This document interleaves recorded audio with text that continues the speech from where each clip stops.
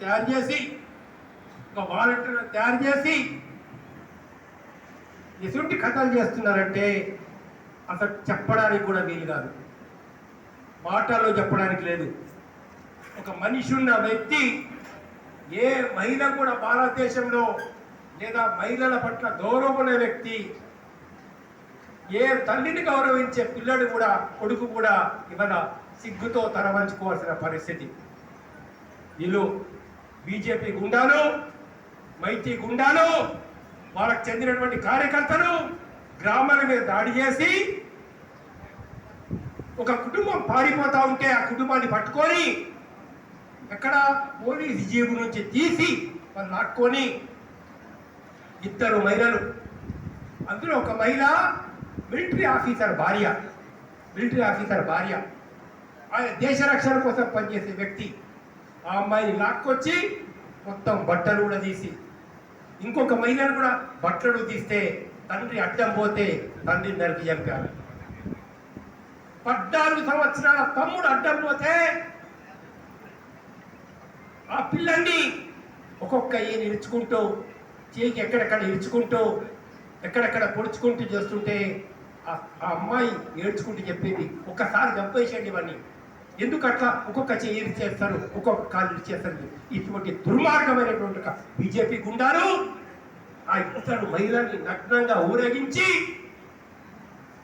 Video వేసి పొలాల్లోకి తీసుకెళ్లి రేప్ చేశారు.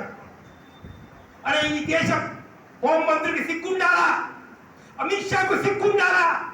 నీకు రాజ్యాంగం పట్ల గౌరవం ఉండదా? కాన్స్టిట్యూషన్ మీద గౌరవం ఉండదా? చట్టం మీద గౌరవం ఉండదా? మహిళల మీద గౌరవం ఉండదా?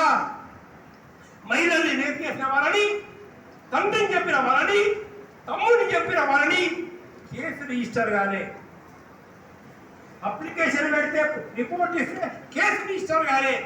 ఇదేనా న్యాయం? ఇదేనా హిందూ ధర్మం? ఇదేనా భగవద్గీత చెప్పింది?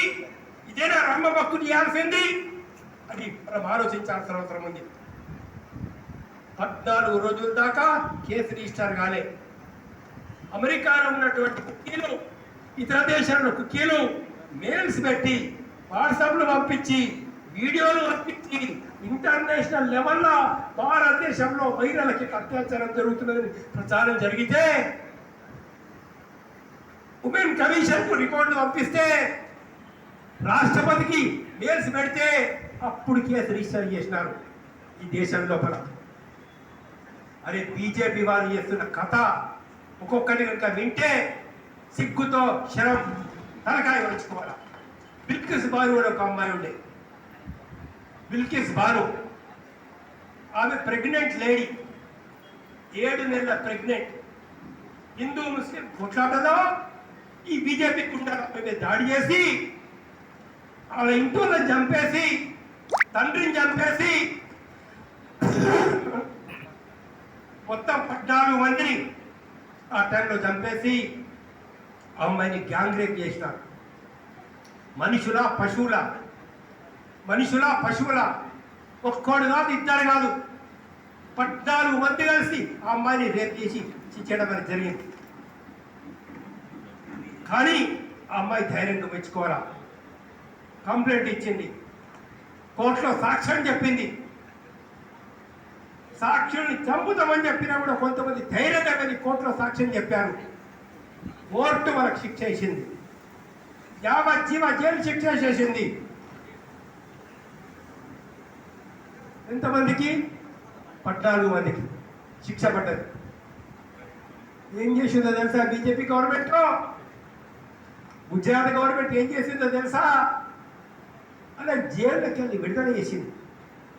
ఏమని విడుదల చేసిందో తెలుసా? వీళ్ళకట మంచి ప్రవర్తన ఉన్నదట, గుడ్ కాండక్ట్ ఉందట, సత్ప్రవర్తన కింద జైలుకి వెళ్ళి విడుదల చేస్తున్నామని విడుదల చేశారు. ఎవరిని? రేప్ చేసిన వాళ్ళని, మర్డర్ చేసిన వాళ్ళని. అంతకంటే సిగ్గు చేయడనే విషయం మన వేణుగోపాల్ సార్ చెప్తున్నాడు, నా జ్ఞాపకానికి వచ్చి తెచ్చాడు. అంతకంటే సిగ్గు చేయడనే విషయం తెలుసా? అరే, అని జైలుకి వెళ్ళి బయటకు వస్తే ఈ బీజేపీ నాయకులు ముందు పోయి పూలమాలలు తీసుకొని పోయి, తప్పులు తీసుకొని పోయి వాళ్ళకు పూలమాలలు వేసి చెప్పేసి ఒక రేప్ చేసినోడిని మర్డర్ చేసినోడిని ఏమన్నా ఉందా ఇవాళ? అరే అమిత్ షా ఏం మాట్లాడుతున్నావు నువ్వు? అరే మహిళల గురించి మాట్లాడే హక్కు నీకున్నదా? అరే భారతదేశానికి హోమ్ మినిస్టర్గా ఉండే హక్కు నీకున్నదా అని చెప్పి నేను అడుగుతా ఉన్నా. కాన్స్టిట్యూషన్ మీద నీకు రెస్పెక్ట్ ఉన్నదా? ఇంతమంది మహిళల్ని రేపు చేసినటువంటి వాళ్ళు ఇవాళ బీజేపీలో అరే గిరిజ్ భూషణ్ కొడుకు ఎంపీ సీట్ ఇస్తారు. ఇవాళ కర్ణాటకలో ఏం జరుగుతున్నది? 400 అమ్మాయిలను రేపు చేసినటువంటి వాడి వల్ల ఒక మంత్రి ఒకప్పుడు బీజేపీ. మరి ఏం జరుగుతుందని చెప్పేసి మనం ఆలోచిస్తే ఈ దేశం అంతా కూడా ఒక దుర్మార్గుల చేతుల్లోకి పోయింది అని చెప్పేసి మనకు చాలా స్పష్టంగా తెలుస్తూ ఉంది. ఈ మధ్య వీడియోలు వచ్చినాయి. ఒక మహిళ ఉత్తరప్రదేశ్లో 18 ఏళ్ళ అమ్మాయి ఎట్లా కొడుతున్నారు ఆమె కర్రలతో అంటే ఒక 10 మంది కలిసి అసలు ఆ అమ్మాయి బతుకుతుందా చస్తుందా తెలియని పరిస్థితి. ఏందట అమ్మాయి చేసిన పని? తప్పు. చెరువులో కాళ్ళు కడుక్కున్నదట. చెరువులో కాళ్ళు కడుక్కుని తప్పట వాళ్ళకు. ఎందుకు తప్పట? ఆమె దళిత అమ్మాయి అట. ఆమె అంటరాని కులందట. అంటరాని కులంది కాబట్టి చెరువులో కాళ్ళు కడుక్కున్నదని చెప్పేసి ఆ అమ్మాయిని విపరీతంగా కొట్టడం జరిగింది. ఎటుపోతుంది దేశం? ఏమైపోతుంది దేశం? ఇవాళ వీళ్ళు మాట్లాడుతూ ఉన్నారు. మోడీ చెప్తానండి, కొద్దిగా ఆలోచించాలి మనం. అరే అవినీతి పరులందరి మీద మేము చర్యలు తీసుకుంటున్నాం.